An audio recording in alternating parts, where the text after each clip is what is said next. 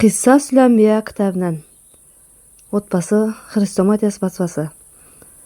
Ұлықпанның қалыңдық айттыруы.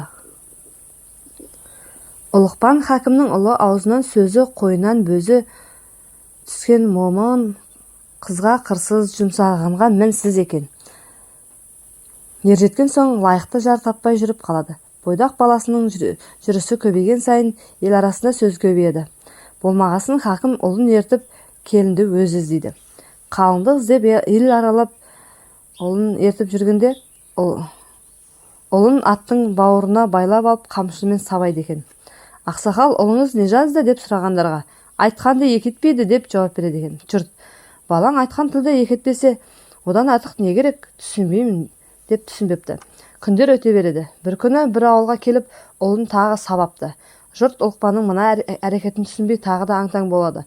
Сол кезде бір қыз: сауап, өзіне де сол керек. Өзі біліп іс қылмайтын ынжықтың айтқызбай-ақ үй күзететін ит артық. Мұндай еркекке осы жаза лайық депті.